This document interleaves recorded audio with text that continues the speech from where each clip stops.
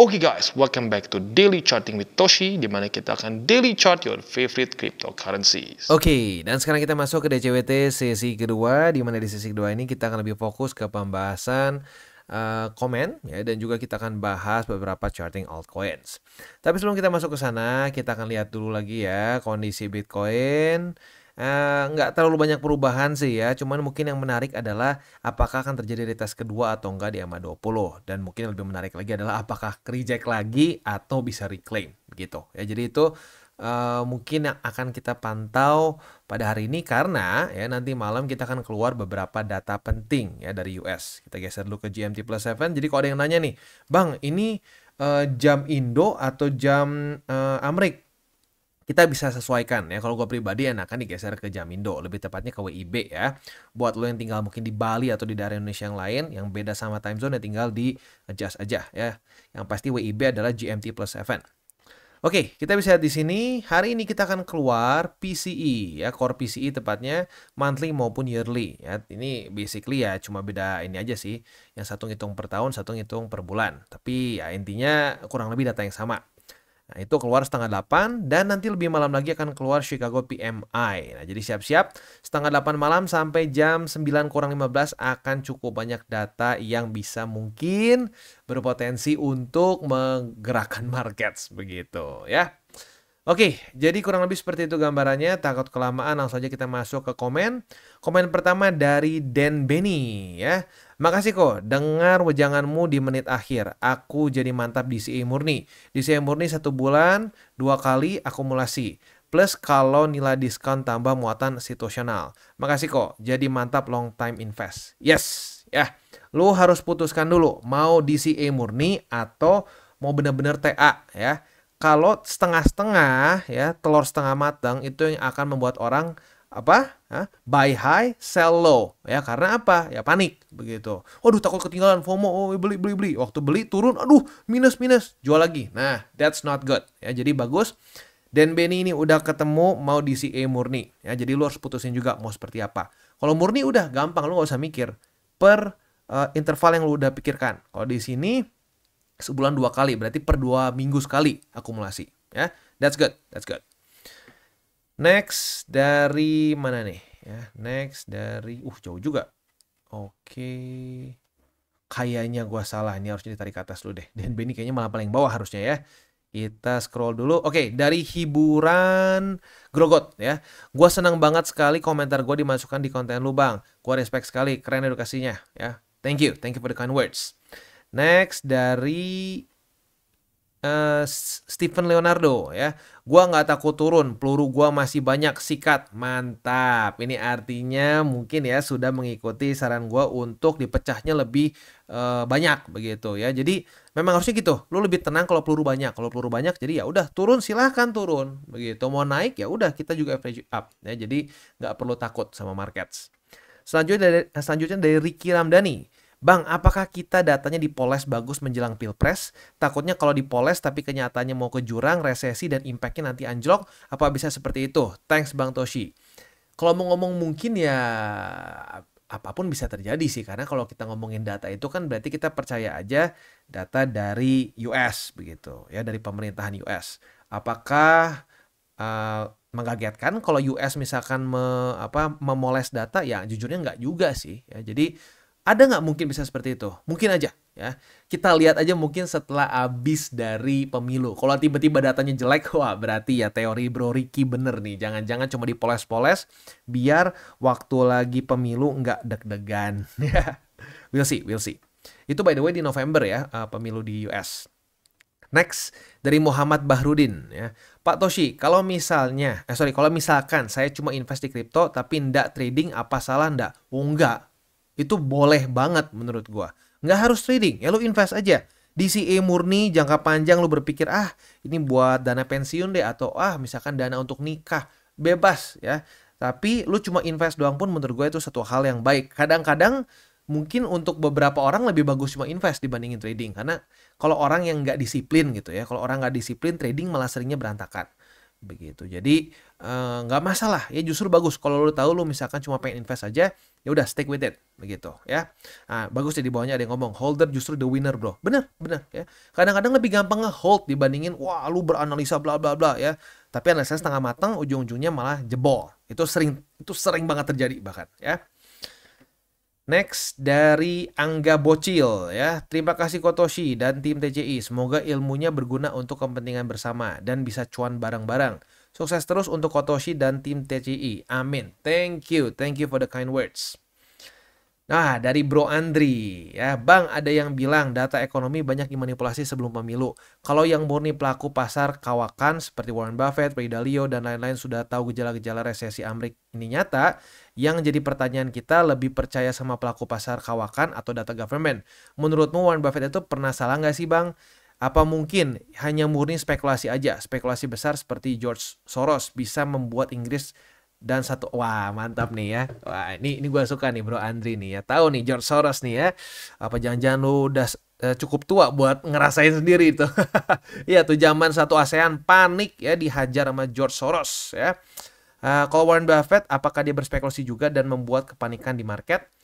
Gini, kalau menurut gua ya, Warren Buffett sih tipenya bukan kayak George Soros ya. Kalau si George Soros itu lebih spekulatif, lebih bisa short term. Wah, hajar-hajar nyari nyari celah di market. Tapi kalau Buffett menurut gue dia lebih ke pure pure ngelihat resiko lah ya. Jadi kalau bisa dibilang Warren Buffett tuh bisa didefinisikan dengan satu kata-kata, yaitu be greedy when everyone else is fearful and be fearful when everyone else is greedy. Nah, menurut dia ya mungkin sekarang orang-orang lagi terlalu banyak yang greedy. Dan bahkan kalau lu udah tahu ya, kayak ya kemungkinan besar Bu Andri tahu ya, ini salah satu subscriber kita yang stay tune terus. Kita udah pernah bahas ya bahwa si Warren Buffett ini udah mulai jual bahkan dari tahun lalu. Begitu. Jadi mungkin nggak sih dimanipulasi? Gue udah dengar kayaknya lebih dari 5 kali deh ada yang nanya, Bang, ini mungkin nggak dimanipulasi? Mungkin aja. Mungkin aja. Tidak ada yang tidak mungkin. Kalau gua sampai sekarang ya secara TA gua merasa masih scenario bearish karena belum terjadi pantulan di BSP.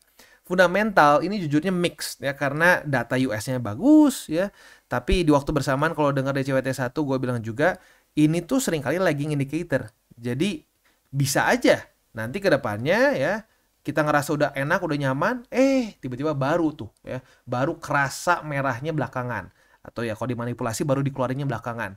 Jadi kalau gue pribadi sih ya makanya gue sangat tidak menganjurkan orang all in begitu, karena ini memang sedang dalam masa-masa yang tidak jelas begitu ya. Dan gua nggak takut ngomong bahwa ya kita nggak pernah bisa tahu, dan ketidakjelasan di market ini yang kadang-kadang membuat para investor yang mungkin baru ini pengen mencari suatu kepastian, tapi at the end of the day justru semakin lu mencari-cari orang yang wah pasti A pasti B, lu malah lihat faktanya mereka salah lagi dan salah lagi gitu. Jadi ya dengan data yang kita punya ya, kalau gua pribadi makanya masih dalam kondisi 50% akumulasi ya. Buat lo yang tahu kita masih dalam di level 50%. Nah, kalau sampai 75, 100 ya kita akan bahas lagi. Begitu ya. Nah, jadi intinya apa sih ini 50 sampai 100 ini? Nah, dalam kondisi sekarang tujuan gua adalah untuk menghemat peluru just in case sampai beneran kejadian resesi. Ya, siapa tahu si Opa Buffett ini masih bener lagi nih, walaupun udah tua tapi mungkin otaknya masih jalan banget gitu ya, otak investnya ya. Maka dari itu ya gue pribadi masih di 50% dan main scenario gue masih bearish ya sampai terbukti di BSP begitu ya. Oke, nice ya, nice comment. Seperti biasa lah Bro Andri, selalu nice lah komen-komennya ya. Next dari mana lagi nih? Dari Evi Komala, kira-kira bisa turun sampai 45.000 nggak ya? Kalau sampai turun harga segitu, siap-siap beli banyak. Nah, kalau menurut gua mungkin nggak mungkin ya, kalau ngomong possibility ya mungkin aja. Kalau mau ngomong statistically speaking gitu ya, terakhir kali kita setinggi ini peningkatannya ya dalam waktu yang cukup singkat ya, itu terjadi di 2020 ya. Ini 6 candle, ini 7 ya. Nah, 6 candle apa yang terjadi minus 50%. Nah, di sini ini nggak usah 6, cuma 1, 2, 3, 4, 5 candle, turun lagi 50%. Nah, kalau 50% ya otomatis 45.000 kena. Tapi jangan sampai jadi begini. Wah, Gitu ya bang, ya udah gue nggak usah beli sekarang, ngapain DCA sekarang, kan katanya ke 45.000. Nah justru kita nggak pernah bisa tahu pasti nggak ke 45 ke daerah 50%, which is itu malah lebih dalam daripada 45.000 ya. Nah jadi lagi-lagi menurut gue tetap DCA is king. Tapi statistik ngomong ya harusnya bisa kena 45.000 begitu ya. Next kita akan masuk ke pertanyaan selanjutnya dari Jiang Liang ya. Kotoshi, saya baru join nih. Beruntung bertemu channel TCI. Saya baru tahu nih di dunia trading biasa gua cuman hold saja altcoin. Mau nanya mau nanya kok ya. Mau nanya kok leverage 10x, 20 itu maksudnya gimana di trading kok? Makasih. Sukses selalu Kotoshi dan Sato. Jadi ya leverage itu sesuai dengan namanya dikalikan berapa kali gitu. Jadi lu untuk margin untuk buka posisinya itu jadi lebih kecil gitu. Kalau misalkan lu buka 1:1 kan, ya lu buka posisi $100.000 ya $100.000. Tapi kalau misalkan lu mau buka dengan 10x, lu nggak perlu marginnya 100.000, lu cuma perlu marginnya 10.000 aja. Gambarannya seperti itu. Tapi untuk pemakaiannya jujurnya lebih kompleks sih, begitu ya. Oke, next dari Taufik Kurohman ya. Terus semangat Mak Toshi, gua baru ngikutin 2 mingguan channel TCI dan thanks udah mengedukasi berkat lihat secara rutin gua mulai pelan-pelan paham dan take profit berkat dengerin ocehan Mak Toshi. Hehehe. Thanks. You're welcome dan thank you ya.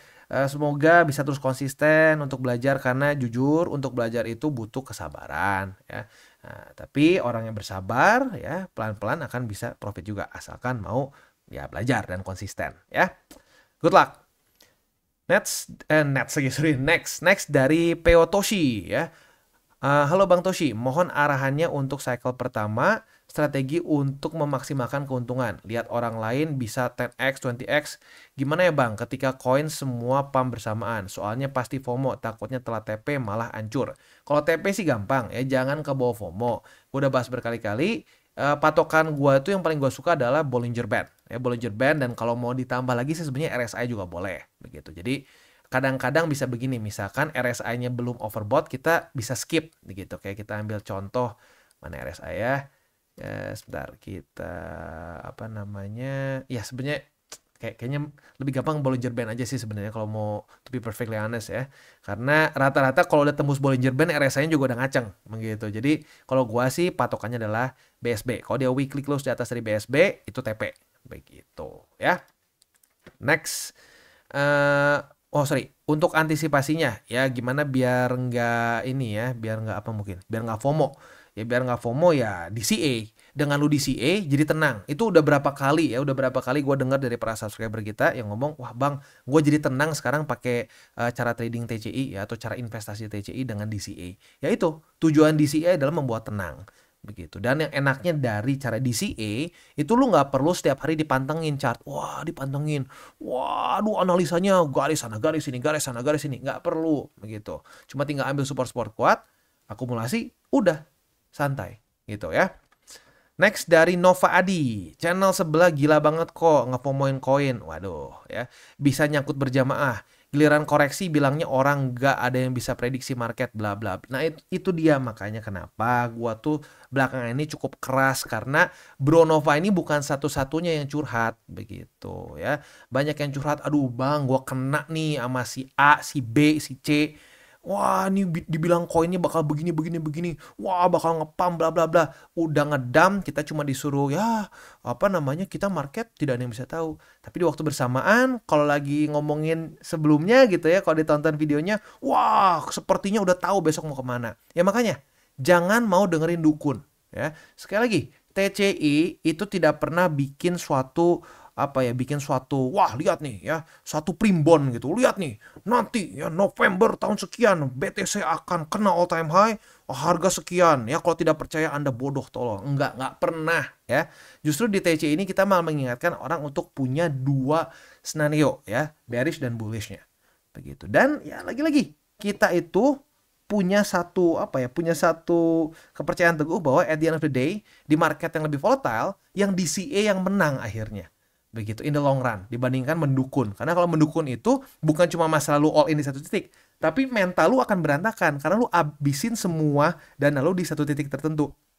Nah banyaknya Mending kalau lu DCA, sorry bukan DCA, mending lu kalau all in-nya di daerah sini. Faktanya orang-orang jarang banget yang all in di daerah sini. Kenapa? Ya karena media ngomong jelek semua. Wah, BTC bla bla bla jelek, Ponzi bla bla bla bla bla ya. Nah, semua berita bagus mengenai Bitcoin itu terjadi di sini.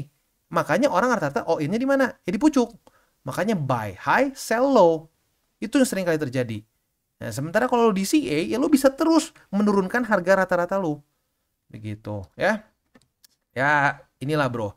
Intinya sih ya, kalau ada teman-teman lu yang mau kejebak atau apa, ya lu ingetin lagi gitu. Kalau orangnya memang susah diingetin, ya sudah. Suruh kena dulu. Udah kena, nanya lagi ke lu, baru lu ya tampar sedikit lah gitu. Tapi jangan pakai tangan ya, tamparnya pakai data dan fakta. Begitu, ya.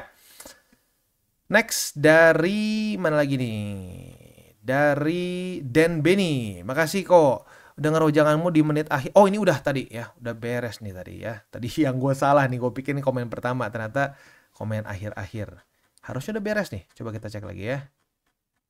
Oke, beres ya. Selanjutnya kita akan masuk ke buy limit. Tapi sebelum kita masuk ke buy limit, gue ingetin lagi.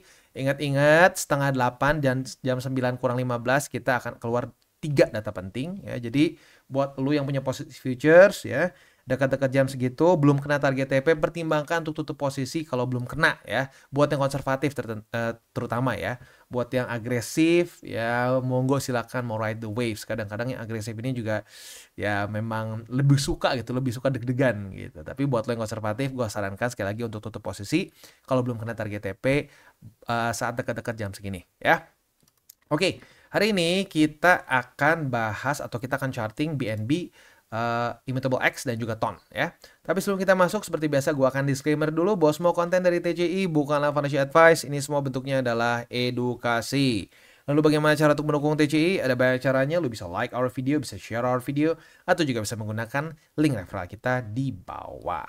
Nah, sekarang kita akan dengar dulu pesan-pesan dari sponsor kita pada hari ini. Oke, today's video is brought to you by Bybit. Di mana di Bybit ini kita bisa melakukan berbagai macam hal ya, mulai dari yang newbie sampai yang sudah advance. Buat mungkin lo merasa bahwa aduh bang, gue masih nggak ngerti nih TA, gue masih nggak ngerti charting dan seterusnya, tapi pengen akumulasi, pengen DCA murni, bisa lo tinggal masuk ke sini one click buy, di mana lo bisa pilih lo mau pakai apa ya fiatnya, lo tinggal pilih juga asetnya apa ya. Misalkan lo pengen akumulasi BTC, misalkan setiap hari Senin jam 7 pagi, misalkan gue pengen akumulasi BTC sebesar 100.000 rupiah misalkan ya, lu bisa langsung lakukan di sini. Bisa peer to peer, bisa Dana, Bank BRI dan lain-lain. Ini gila ya, bisa pakai BCA Mobile dan seterusnya. Jadi Bybit ini memang cocok banget buat orang-orang yang tinggal di Indo ya, bisa langsung pakai bank-bank yang memang sudah biasa kita pakai di Indo ya. Nah, buat yang intermediate sampai advance juga di sini ada spot, nah, dan juga ada leverage tokens, dan tentu juga ada derivatives trading, di mana kita bisa menggunakan kontrak yang USDT maupun USDC. Jadi di sini lu bisa pakai USDC ya, karena nggak semua exchanger bisa menerima untuk futuresnya pakai USDC ya. Dan tentu juga lo bisa earning bunga juga dari kripto lu dan lain-lain. Dan tentu juga di sini kita bisa melakukan copy trade ya, di mana copy trade dari Bybit ini sudah cukup terkenal ya, dan kita bisa mendapatkan keuntungan juga. First copy trade kita bisa ada protection 100 USDT loss coverage ya, dan seterusnya ya. Jadi buat lo yang tertarik bisa silakan pakai. Klik di link referral kita di bawah. Oke, dan kita yang pertama akan masuk dulu ke BNB. Dan posisi short kita sudah kena target TP. Retest 1, retest 2 di EMA 20. Kebuka posisi shortnya. Dan di hari yang sama juga langsung kena target TP. Asik ya. Kita profit sebesar ya 2% lah mungkin kalau kita bulatkan ya. Nah, untuk sekarang kebuka juga posisi long, tapi jujurnya ini posisi long yang cenderung lebih beresiko ya, karena belum ada belum ada struktur lagi di atas. Jadi ya strukturnya bukan struktur sih, ini lebih ke EMA 20 aja. Jadi posisi long kali ini gue masukkan kategorinya lebih high risk ya. Nah, tapi buat lo yang sudah buka posisi long, target TP-nya di EMA 20. Untuk posisi spotnya di 533,4, lalu di 507,9, dan yang terakhir adalah di 464,6. Itu kurang lebih untuk posisi spot dan futures di BNB ya. Next kita masuk ke Immutable X. Sudah terjadi retest pertama kemarin, hari ini belum terjadi nih. Jadi kita bisa limit di 1,499. Apabila pada hari ini terjadi retest kedua, kita bisa buka posisi short dengan target TP kita di MA50. Sementara untuk posisi spotnya di MA50, di MA20, dan juga di 1,227 ya. 1,227 ya. Itu kurang lebih untuk posisi spot dan futures di Immutable X. Next kita masuk ke TON. Untuk TON kita bisa lihat di sini dia mulai retest lagi di 5,519 sebagai resisten ya. Ini retest pertama ya. Apabila besok terjadi retest kedua ya, dan yang tentunya daily close-nya di bawah ya. Kalau besok jam 7 daily close-nya masih di bawah dari 5,519, kita bisa limit lagi posisi short di sini. Retest kedua otomatis kebuka posisi shortnya dan target TP kita di 5,131 ya. Oke, untuk posisi spot 5,131, 4,886, dan selanjutnya sebentar salah klik. Selanjutnya di 4,317. Itu kurang lebih untuk posisi spot dan futures di TON ya. Nah, sebelum kita tutup DCWT kita pada hari ini, sekali lagi gue ingatkan ya, jangan kemakan dengan ya pom-pom begitu, karena pom-pom ini sangat membawa orang FOMO, dan FOMO ini otomatis udah kayak udah kayak bread and butter sama all in begitu. Kalau orang udah FOMO, kebawahnya pengen beli gede, pengen masukin semua duitnya. Nah, kalau udah masuk semua duitnya, nyangkut di pucuk, udah turun sedikit, ya tenang, holder is winner. Silakan. Kalau udah minus 30-40%, nah udah tuh, bang ini cut loss nggak ya bang, ya nggak tahu, kok beli di pucuk gitu, siapa suruh beli di pucuk dan siapa suruh all in gitu, karena makin banyak guys, makin banyak ya. Jadi hati-hati, dan seperti yang tadi Bro Andri bilang ya, kita masih dalam resiko yang ya cukup besar sebenarnya ya. Lu bisa lihat sendiri juga Warren Buffett, kita bahas di DCWT sesi pertama, dia masih terus menjual saham. Jadi maybe he's saying something different from us begitu. Data yang kita punya kan masih cenderung membaik nih. Tapi apakah mungkin tuh konspirasi sedang dipoles-poles biar nggak bikin pemilu berantakan? Ya mungkin aja. Begitu. Jadi masih banyak ketidakpastian. Dan gua rasa gue cukup humble untuk menyatakan bahwa ya kita nggak pernah bisa tahu mau kemana. Begitu. Tetapi ada resiko besar. Gitu. Nah, untuk mitigasi resikonya, ya jangan all in. Siapkan dana lagi just in case kalau sampai benar-benar drop lebih parah. Karena kalau mau ngomong gitu ya, kita bahas tuh dari April Maret. Kita bahas ini kemungkinan besar akan kena BSB. Dan boom, kena BSB. Kalau tembus BSB, gue bilang siap-siap nih, kita ada 3 level kepedesan. Ada level 30%, ada level 50%, sampai level 70%. Itu ngomongin soal koreksi dari all time high ya, atau dari higher high di sini lah ya. Karena terjadi di sini, dan juga di sini begitu. Nah, kita udah kena level 1 nih. Apakah kita akan kena level 2 dan level 3? We don't know ya. We don't know, karena kita bukan yang punya market. Tapi intinya kita selalu mempersiapkan hati kita, mempersiapkan mental kita kalau sampai terjadi worst case-nya ya. Worst case 70% sedalam apa? Langsung aja kita cek, 70% itu bisa sampai ke daerah 21.000 begitu. Pasti nggak? Ya nggak ada yang pasti. Paling banyak yang mana bang? Secara data paling banyak kena 50%-an. Kalau 50%-an berarti kurang lebih di mana? Di sini 50%-an. Daerah 36 ribuan begitu. Ya udah gitu aja. Ya, gak ada yang pasti.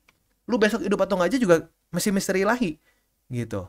Ya, jadi jangan sampai mau kemakan dengan orang-orang, dengan nabi-nabi palsu, dengan dukun-dukun palsu yang bilang besok pasti begini, besok pasti begitu. Karena pada faktanya mereka akan salah lagi, dan salah lagi. Begitu. Ya. Kita tutup dengan 3 golden rules. Jangan pakai uang panas, jangan over leverage, dan berpikirlah jangka panjang. Oke guys, jadi itu adalah akhir dari segmen DCWT kita pada hari ini. Dan jangan lupa bagi kalian yang merasakan manfaat dari segmen ini, jangan lupa untuk share ke teman-teman kalian. Dan apabila lu pengen mensupport channel kita, ya TCI, jangan lupa untuk menggunakan link referral kita di bawah.